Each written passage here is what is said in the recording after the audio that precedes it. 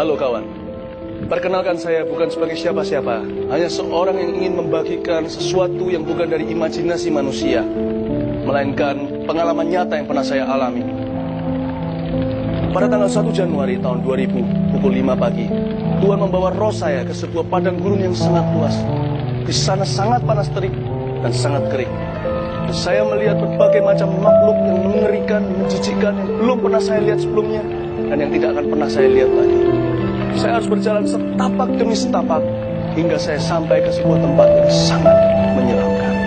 Saya melihat seorang wanita yang belum lama mati. Sebab dia berdiri di dekat gerbang di mana tempat saya berdiri.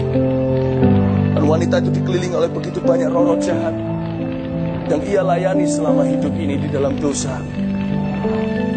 Dan saya melihat wanita itu diikat pada sebuah kayu.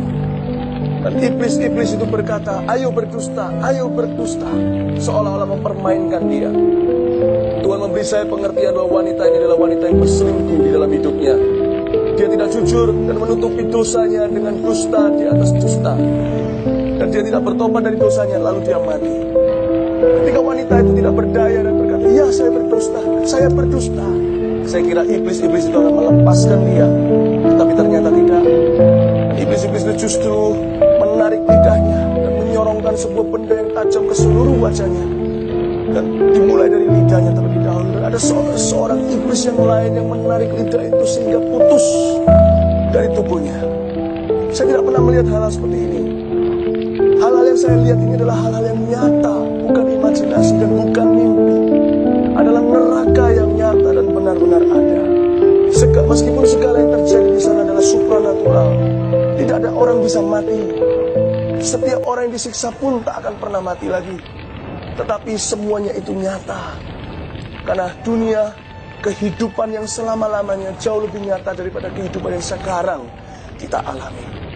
Dan wanita itu mengalami kesakitan luar biasa. Lalu lidahnya muncul lagi dan mengulangi lagi kejadian yang sama. Saya kira wanita itu sudah mengalami ketakutan yang tertinggi.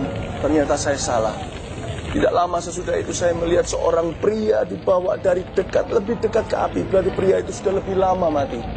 Ketika dibawa datang ke dekat wanita itu, saya baru melihat kengerian di wajah wanita itu. Bahwa setiap orang mati yang hidup di dalam neraka tahu bahwa ketakutan terbesar mereka adalah lautan api. Kematian kedua yaitu murka Allah yang selama-lamanya. Saya melihat seorang laki-laki yang dibawa dari dekat lautan api. Saya tahu dia telah meninggal dunia cukup lama.